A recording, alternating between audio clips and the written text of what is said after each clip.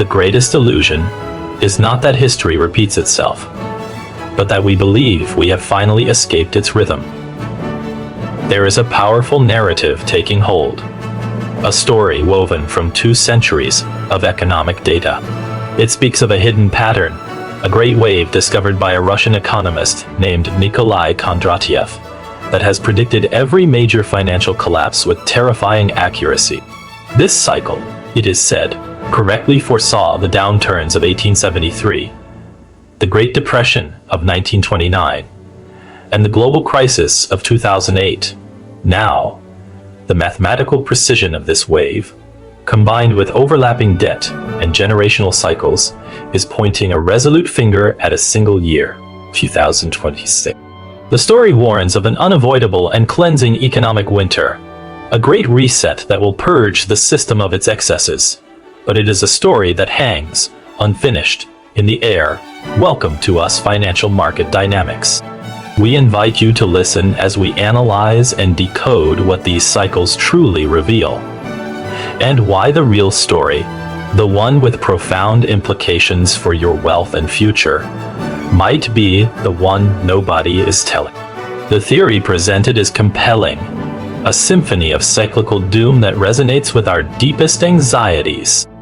It argues that we are in the late autumn of a massive economic wave, a period of speculative excess and slowing growth, poised on the brink of a brutal winter. This winter, the theory contends, was artificially delayed in 2008. Central banks, in their hubris, didn't allow the system to cleanse itself through a full-blown depression.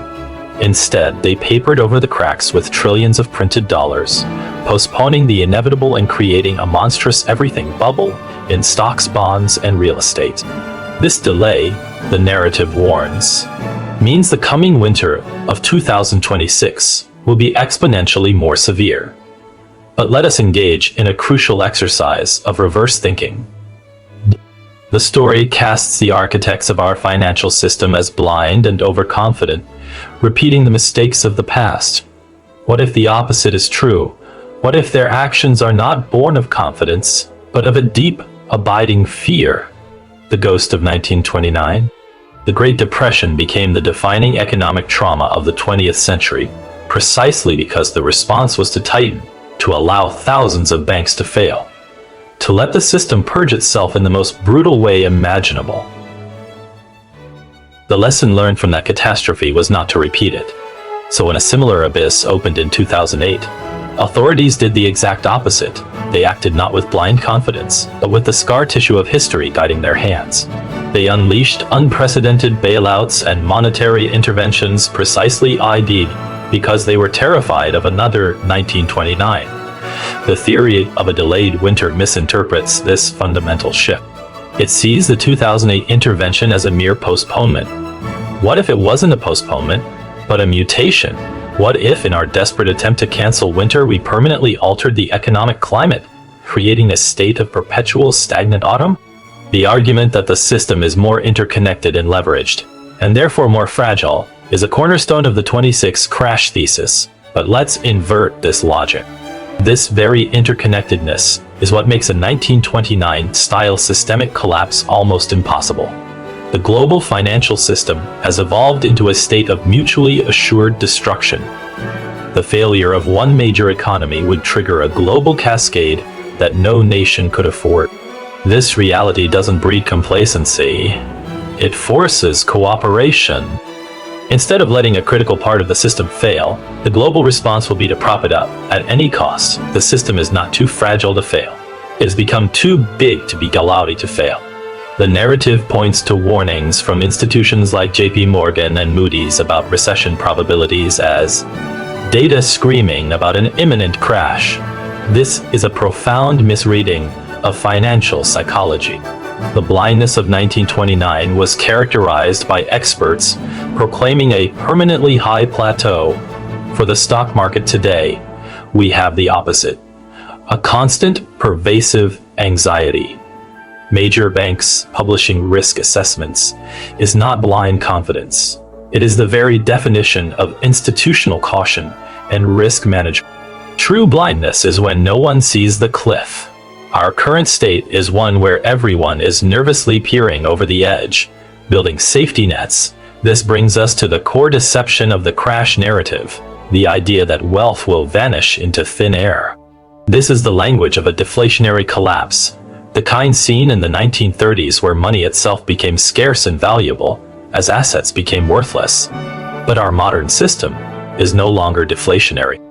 The cure for every crisis since 2008 has been the opposite. Massive inflation of the money supply. Therefore, wealth does not vanish. It is systematically diluted and transferred. The trillions printed to save the system from COVID-19 and the 2008 crisis didn't disappear. They flowed directly into assets, pushing stock markets and housing prices to astronomical highs. The wealth of asset owners exploded. What vanished was the purchasing power of the dollar in your savings account. The crash is not coming for the Dow Jones Industrial Average. It has already happened to your grocery bill. The Kondratiev winter, in its classic form, is a period of debt destruction. Our mutated winter is a period of debt preservation at all costs. The video speaks of zombie companies, corporations that don't earn enough to pay down their debt but survive by refinancing in an environment of low interest rates.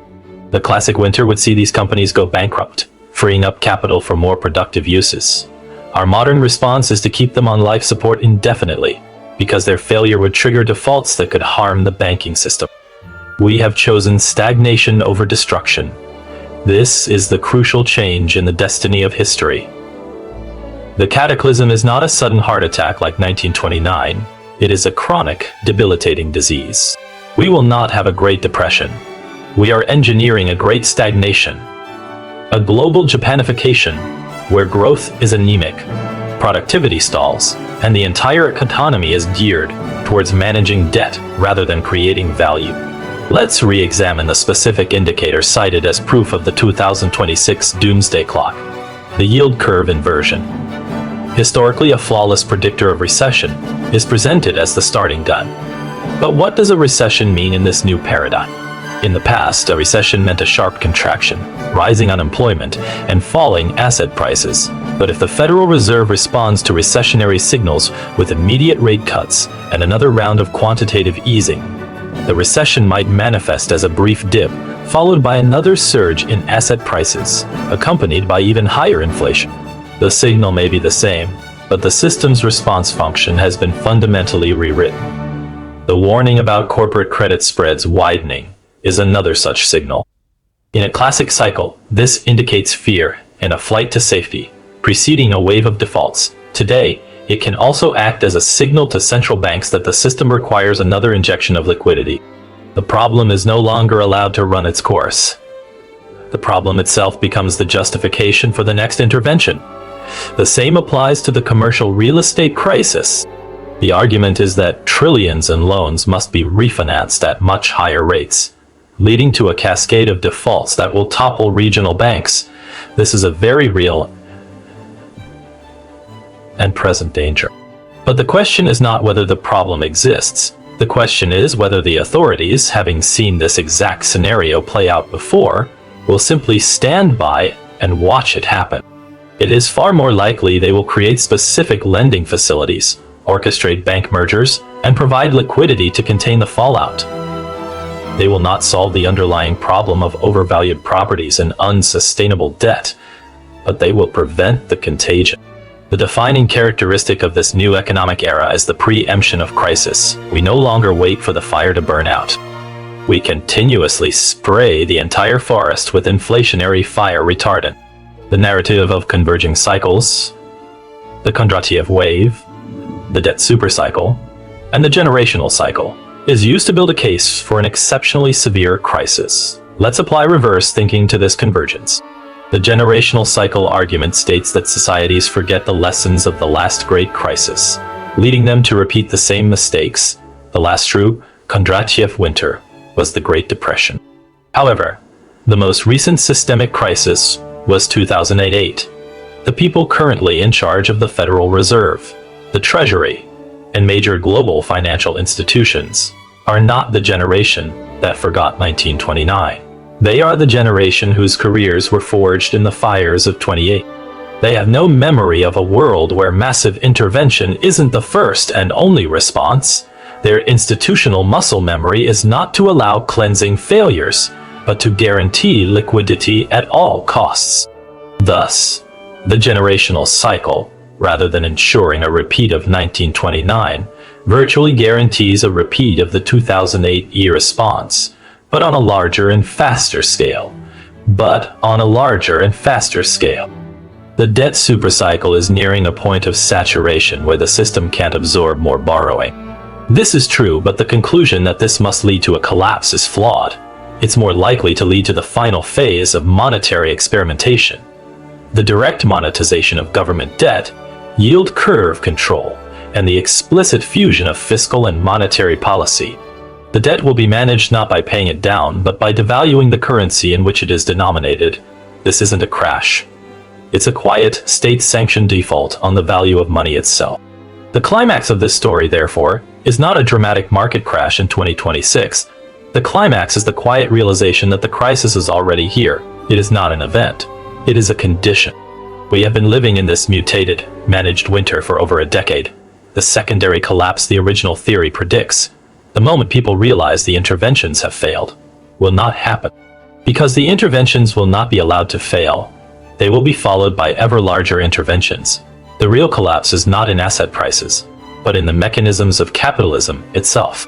It is the collapse of price discovery, where markets no longer reflect economic reality but merely the scale of central bank operations. It is the collapse of the risk-reward principle, where failing institutions are rewarded with bailouts. It is the collapse of the future, as we sacrifice long-term growth and dynamism for the illusion of short-term stability. The Great Reset is not coming. We are living through it. It is a reset from a dynamic, cyclical economy to a stagnant, centrally managed one. The new truth is that the 2026 crash narrative, while compelling, is a distraction. It focuses our attention on a spectacular Hollywood-style event, while the real danger unfolds silently all around us. It makes us fear a sudden plunge when we should be fearing the slow, suffocating squeeze. The story of Kondratiev's winter was a story for a different era, a world where economic cycles were allowed to complete themselves.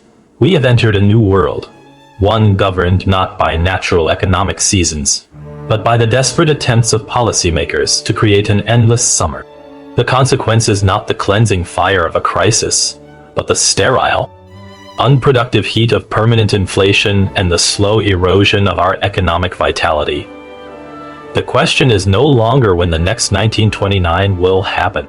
The real question is how we navigate a world where the authorities will do anything and everything to ensure it never can, and what that means for the value of our work, our savings, and our future. The cycle has not been broken.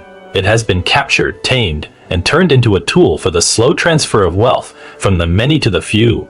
The pattern is still there, but it no longer ends in a crash. It now ends in a slow, managed decline, hidden behind a veil of ever-rising asset prices. That is the real, unspoken crisis of our time. This video analyzes historical economic cycles and current indicators for educational purposes, not financial investment advice. Please consult a professional before making investment decisions. If you enjoyed listening to the story, please press like, share this video, and leave a comment with your opinion. Don't forget to subscribe to the US Financial Market Dynamics channel and hit the notification bell so you don't miss any new videos.